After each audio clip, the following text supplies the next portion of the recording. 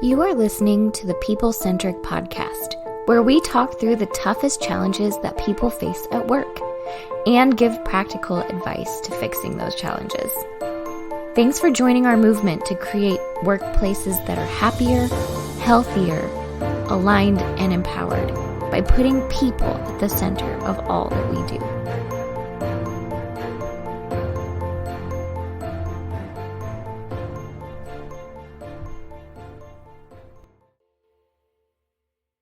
Hello, people-centric leaders. We are back with another episode here of the People-Centric podcast. Now, this one, I'm going to frame this topic just a little bit here before I introduce the rest of the team here that's with us on the podcast today. This one is interesting. It might step on some people's toes. In fact, you might say, this sounds just like he's talking to me. And maybe I am, and maybe that's a good thing. You should probably listen up as we go through this topic. So, you know how you were little, you were younger, and maybe your parents, you just had these parents that just spoke awesome life into you, like, you be you, stand up, and it's okay if you're a little out there. It's okay if you're a little different. Yeah, say what's on your mind. Speak from your heart, like all of these things, which sounds super empowering to young ones or kids, maybe yourself, maybe that brought up a fond memory for you. But has that ever happened to where that didn't translate well into adulthood or into the workplace? I'll give you a good example. I was at a business networking event and we were running a game. It was a game night. I wasn't running it. I was a participant in the game. But as the night went on at the networking event, the humor from the host got a little darker and a little darker, and the participants got a little more uncomfortable, so much so to the point where it was over, and it was almost like, thank God that's over, because I'm not 100% sure where we would be 5 questions from now. That was an example of somebody maybe getting a little too comfortable, maybe sharing that side of them, maybe remembering from their childhood. Just say the things that's on your mind. Just say the things from the heart. People will accept you. That's not always true. That's the type of stuff we're going to be talking about today, right? Diana, I know that you're on the podcast here as well, but this was a topic that you brought forward to say, maybe this is something we should talk about. Yeah. I love the story about the person that was just getting a little too comfortable by the end of the night. But I think we all sort of do this a little bit. I know that when I was my younger self, I for sure was much more direct, even more so than I am today. And I was less empathetic than I am today. So you can only imagine like how well that went over. But I have learned that like maybe bringing sociopath Diana is not good. Maybe that's not helpful for a team, right? Sometimes it's fun, but not productive. Right. And honestly, like it is my natural tendency is to just sort of command something, right? That's I just go do this thing and then let me know you've done that thing. But I also know that like, while that is my authentic self, it's probably not the best version of me. Yeah. So I think this is an important topic to kind of discuss, like, where are those boundaries and how do you be who you are without compromising that, but also while including others and making sure that you're not ostracized for who you are, or you can be the best version of who you are. Yeah. So there's some different elements to that we're going to get into, like an emotional intelligence or a professionalism part there. So joining Diana and I is our own Bethany Taff. It's just the 3 of us today. But Bethany, what's the part of you that we don't want to see? Oh, well, I've tried to keep that very secret. Wow. Is there a part of you that's like, I don't know. Probably. Probably. Where's he at? Clayton. Everybody get your spouse. This is about to turn. Listen, I can be very demanding when I need to be. So actually, I know that to be true. Yes. Yeah. Okay. Thank you. See, Matt? Yeah. There's the right moment. Right.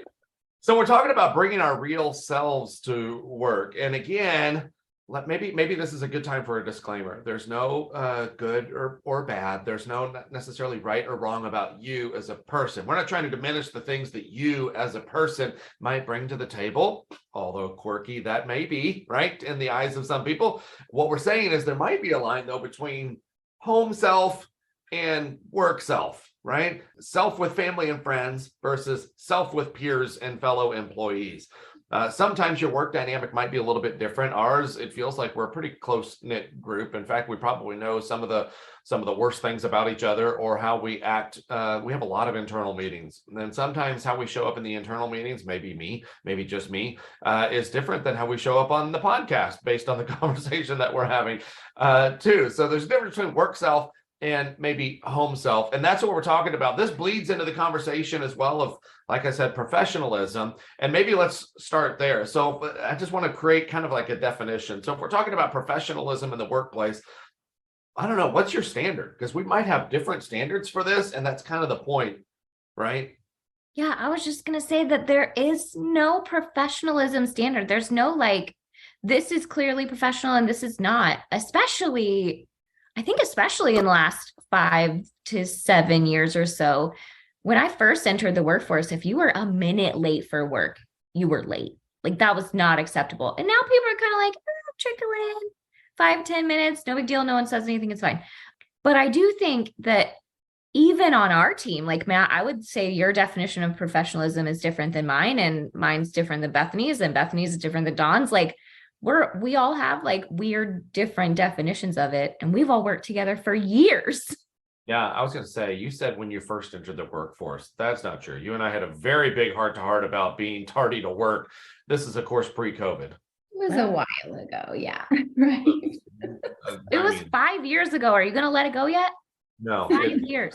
It hurt very much bad. Oh my Very God. much bad. Holding you to a standard, man. Professionalism. Bethany, what do you think? What was the question? Professionalism. Like, do you have a standard, or maybe where do you think that comes from? I have thoughts, but I wanted to hear from you first.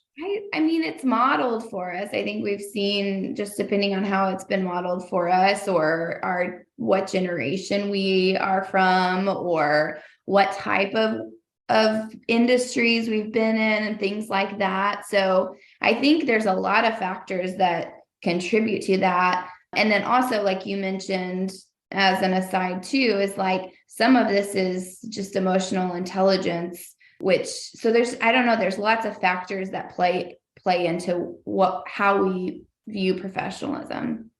So, and I like how you said sometimes it's modeled for us, right? If you work with an industry right now, I can't say it's 100% of the modeled for us, right? But if I'm in a leadership position, kind of a management position, part of my job is to model the expectation of how I want others to also operate within the organization. And I know, I'm just going to be candid, some of you are not good at that. Some of you fail at that, right? And that needs to be a standard of professionalism, maybe for you too. But honestly, my thought is like our definition of professionalism probably comes from our own internal set of rules of what we're deeming as professional. You know, we work with organizations all over the country, and it's not unusual when we are working in California. They're like, we say, okay, so we'll start at 8 a.m. tomorrow. And they're like, if you get here at 8, you're going to be the only one here at 8. We'll see you around 9:30, 10, something like that. We'll roll in about that time. And it's not because their lack of professionalism. It's just a difference in standard, right? It's just a difference in how organizations operate. So I think there is an element of this professionalism there too. Bethany? I was just going to say, I love working with West Coast companies. It's great. I love it. Mm-hmm. Yep. Yeah. Well, you guys can just all move here. No, It'll work. No. And so, we're going to bleed into the idea, and I want to create maybe guardrails or definitions around. Bethany talked about emotional intelligence. There's 4 main quadrants to emotional intelligence, right? And this maybe surprises some people too, but emotional intelligence is this self-awareness first. It starts with self-awareness. Are you aware of the things of you? Are you aware of how you respond to different situations or the vibe that maybe you're putting off? Once I become aware of some of those things, and sometimes I can't just be aware myself, somebody has to bring that to my attention to help me become aware of wow, did you see how you reacted to this or that? Step 2 is, once I become aware of those things, how do I then manage it if I want to, right? This is where some people hop off the bus and they're like, well, just deal with it. This is America. Why do I have to sink to your level? You come to my level, meet me where I am. But self-management is the important factor that says, okay, I'm aware of these things, might not be super appealing to people. How do I choose to then manage those with a grain of salt? Which leads us into the third part of the third step of emotional intelligence, which is social awareness. Not only, this is the part that I think that I think blows people's minds, because emotional intelligence is not just about recognizing you and your emotions, but it's also recognizing other people and their emotions too, which is difficult for some people. I would say it's difficult for some people just because it's hard to pick up on the receptors there. But I think it's also difficult for some people because there's an air of humility with this idea of social awareness too. Like, why do I care how other people are feeling? And then once I cross that bridge and I'm aware, I'm able to pick up the vibe. I always say, how you enter a funeral is different than how you enter a birthday. And every class I teach that for, they're like, depends who died. And I get it. I understand that, but you understand the vibe, right, of what we're saying. The social awareness, are you able to pick up the temperature of the room? Are you able to understand how other people are feeling around you?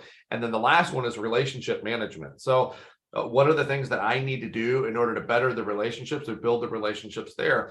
And sometimes if we are this title of bringing your best self to work or your real self to work, sometimes we are doing things that cross the line, especially in that socially aware, the social awareness aspect, and we don't ever get to that relationship management because we're maybe blind to it. So, Bethany. Yeah, this makes me think about how, in coaching people a lot, I feel like often we hear things like, well, this is just how I am, or like, this is just me, or, and they sort of come across not great. So they maybe they do have emotional intelligence enough to know that like people, that they know how they come across, and people don't always like it, but they're just kind of like, well, whatever, like, that's just me. They can just deal with it. Or like, why do I have to be the one to change, how I act or whatever? And I guess my question in those situations is, well, like, how is that go? Like, how is that working for you? Like, is it working for you? Are you getting the desired outcome that you want by showing up to work and having interactions the way that you are? And usually the answer is no, which is why we're coaching in the first, place. And so I think that's where the biggest opportunity is like, fine, show up that way at work. Keep doing having those types of interactions, because that's just you. But if you want to change the outcomes, then you're going to have to change how you interact and speak to people and respond to people. I think you bring up a great point, and kind of what I was illustrating there. So I've made it to the point of socially aware. Yes, I'm aware I'm difficult, and no, I do not care.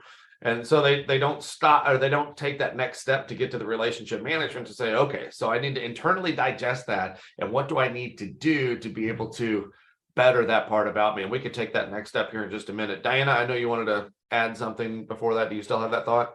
No, I think Bethany covered it, because I was kind of going to say, why should we care? Like, why should we say there is a better way to interact, or you shouldn't do that how you authentically would do that if you just aren't, I don't know what you want to call it, if you aren't being socially aware of the environment. But I think Bethany said it really well when she was like, is it working? Are you getting the outcomes that you want? And the answer is probably no. If you're not reading the room, if you're making things awkward, or if you're making people uncomfortable, you're probably not getting what you want. And you're probably hindering your ability to move forward and a team's ability to move forward. So if that's happening, this is probably part of the reason why. So I think I just wanted to put some context around, why is this important? Why should we have these boundaries? Why should we think about this social awareness and this reading the room? Like, why is that important? So I think we got there. Yeah. And Bethany, this, to your point, you do a lot of the coaching for the clients that we have and people that are looking for executive coaching. But in your scenario, they have an awareness that it's a problem, right? You have your questions are trying to lead them to say, okay, so let's talk about why it's a problem, and then how do we overcome that? Sometimes in the scenarios, though, they're not aware. Have we had that to where, okay, so I'll give you an example. I had a conversation with somebody just a few days ago, and they were looking for help for a manager within the organization. And one of the frustrations was the manager had a hard time, first of all, having difficult conversations. And I said, well, what are some of the difficult conversations they're not having? And they said, well, the most recent episode came from this younger generation workforce that's there. And one of them is an oversharer of personal things. It wasn't that they were oversharer in public to where customers might also hear. You guys know this, right? They're not being blunt or aggressive. They're just kind of friendly and just walk all over that line, right? And An they're open book, if you will. open book, which those aren't bad things. I'm an open book too, but time and place, Sure. I think, is also, that's the emotional intelligence part, right? And so getting somebody who's maybe unaware of that, they're being equally affected by it, maybe negatively. But what steps do we have for people how do I help bring that awareness to somebody that is not aware? Yeah, I think that's the hardest thing to do, is helping somebody who has no idea of how they're coming across in those situations. I think one of the questions that I ask in those situations is, what kind of feedback are you getting from people?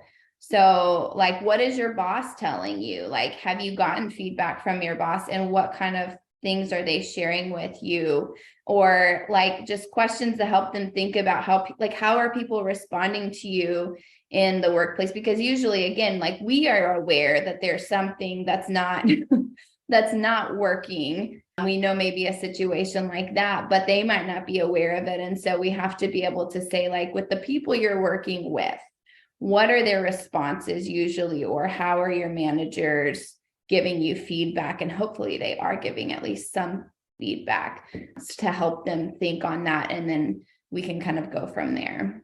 I like that. I like that thought. Like, these aren't my words or your words. What other words have you heard from people like your manager? How does that normally go? Boss says, come into my office. How does that feel? Why would that happen? I like those types of open-ended questions like that too, to maybe help them become aware. But ultimately, this podcast is designed for you, right? As the listener. Now, if you're a manager of people, you might be going, okay, I think that gives me good framework to be able to have a conversation. I have a couple of employees that I probably need to have that conversation with, and maybe you can be, tangibly go do that. But what if this is you and you are sitting there going, oh crap, I might fall right in line with some of this stuff, and I don't even know it. Like, how do I build parameters for myself? And maybe let's take the conversation that way. Like, what are some of those parameters we might say, like some do's and don'ts, or some things to consider if you are trying to make sure that you are showing up with your best self at work? Well, I was going to say I'm probably a bad person to ask about this because I don't share a lot. I'm an undersharer.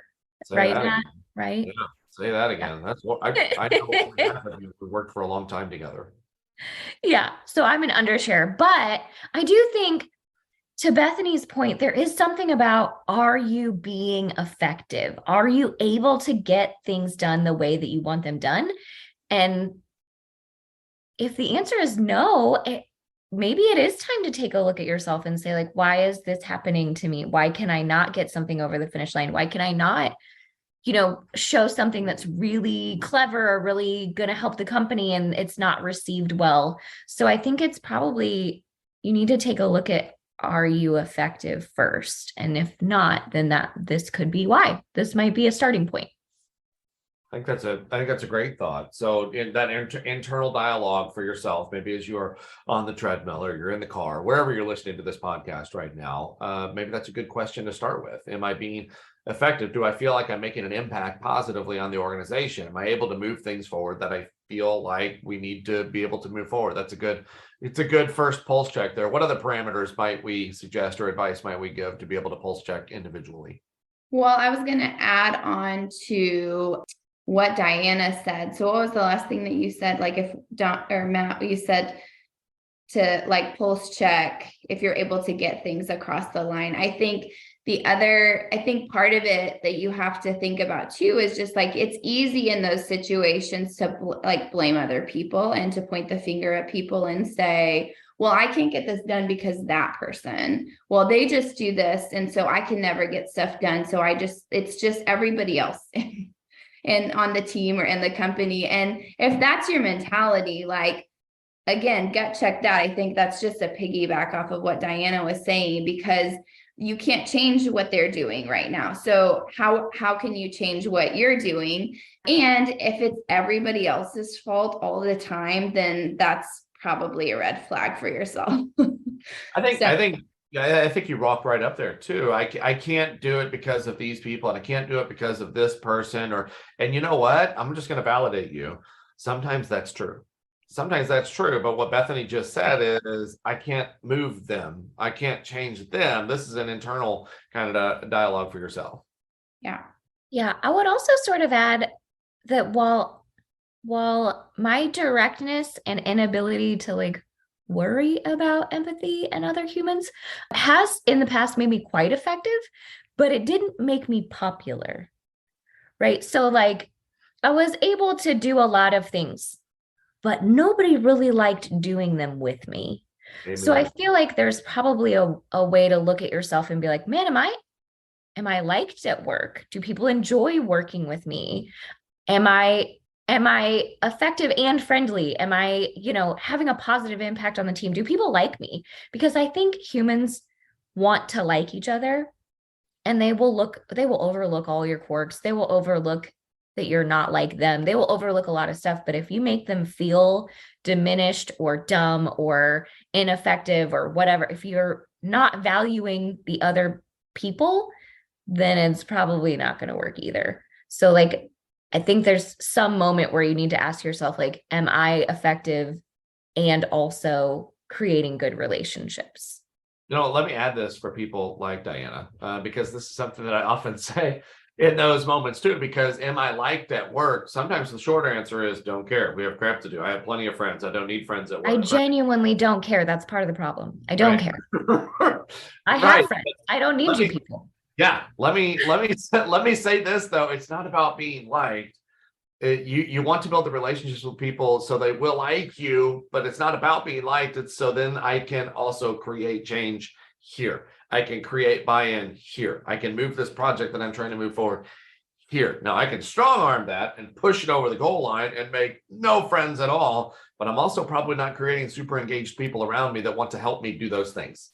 Yeah, you're not leveraging those relationships and leveraging those people and those skills. That's really what it is. It sounds coarse, right? But you're really, I am doing it. Not the end game is not to be liked; it's to leverage the relationship, right? It's if you want things to move along easier, like you kind of do want people to like you a little bit. And I get it. It's to what you're saying, and Matt is like, there's a lot of like, we'll just say managers who are probably like, I really don't care if people like me because we're here to get a job done.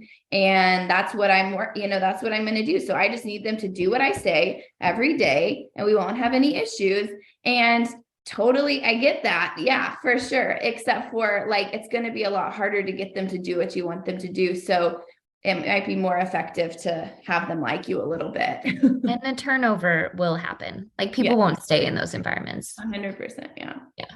Which seems to be a popular topic also around the country. How do I get these people to stay? You might want to leverage your, engagement, your friendliness, your partnerships, however you want to say that. Again, not because you care about people being happy or not because you care about whether they're friends or not, but because it will make your job easier to accomplish the things that you're already trying to accomplish. I think for me, one of the parameters maybe you can potentially set is one, consider your audience, know who you're talking to. No, understand the relationship, maybe even the hierarchy. And I do this a lot. I speak a lot at events. And sometimes I will have, that's a witty comment. I should speak into this microphone right now. And then I will let it just fly right by without saying it with certain audiences. Other audiences, I'm like, no, I think they're going to eat this up. And you can go different places with different people, but it's because I have an understanding of who is in front of me. I have an understanding of who I'm talking to and maybe the engagement of those people. How into it are they also? And my second piece of advice there would be in addition to just knowing your audience, consider your thought. And before I say this, is it helpful? Is it hurtful? And sometimes, by the way, and Diana would probably agree to this, I know Bethany would probably agree to this too, sometimes the message might come across as very, very direct, but dang it, that's what was needed in that time too. So we're not saying all the messages have to be super friendly. Sometimes I have to be direct to be able to just really help drive home a point or move this along. But knowing your audience and consider the thought, am I saying this just to fight with people, just to ruffle a feather, or is there actually fruit at the end of this, even though it might be a difficult conversation up front? So I would think if I'm throwing out parameters, I think those are maybe two to pulse check individually for yourself before maybe saying some things or recognizing the people that you're with. Yeah. I also think you can be more authentically you after you've built some of those relationships, right? After you've engaged with people and become comrades and like hung out a little bit and value each other, you can be more authentically you can mess up more often, and you will get more grace. So like I can go to Matt and be weirdly direct, and he's just like, are you having a bad day? What's up with you? Like, why are you being so mean to me? And then we laugh it off, and I'm like, oh, sorry, I just like went back into work mode or whatever. So I get a lot more grace because I have built the relationship. Yeah. And I was going to say, like, we're not saying don't show your personality like at work. Like, don't be a robot. Obviously, we want you to like come in, be yourself in some ways at work, like show your personality. I don't think that's what we mean. It's just when we start justifying sort of like the dark sides of our personality, or we're oversharing maybe information that's like, not everybody needs to know this in all settings at work, or being professional in situations that you need to be professional in, all of those different things. It's that emotional intelligence, but don't be a cold, heartless robot at work either. So just want to say that. I will try not to be. Thanks, Diana. That was for you. No promises. Thank you for your feedback. Thank you for your feedback. Or just like the conversation we had right before we hopped on, I will file that away, Bethany. Thank you very much for that information. No, I think that's good. I think our team is probably a good example of, I think we probably are closer than a lot of organizations that we work with, just because we're a small team. We're together quite a bit. We know each other's families, and so it's kind of on a different level, there too. So what other direction do you want to take this in, or does it feel like we've covered this from a couple of different angles and we feel pretty good about it? I feel good about it. People know that if they ever have questions or want more information about this, that they can reach out to us.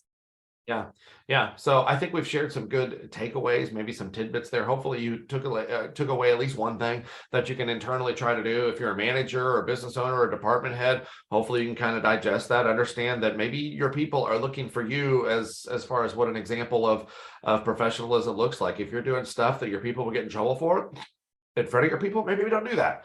But share the podcast. As always, feel free to give us other topics to talk about. Listen to the outro and find out more. Thanks for listening. Have a great day. Thank you for listening to the People Centered podcast. We are so grateful for you joining us every week. If you like this content, please like and subscribe. Also, feel free to share on your social media with everyone that you know. It really does help us. If you would like to contact us, I have put our information in the show notes. Please reach out anytime. We love hearing from you. We will be back next week with a new topic. Until then, be well and lead well.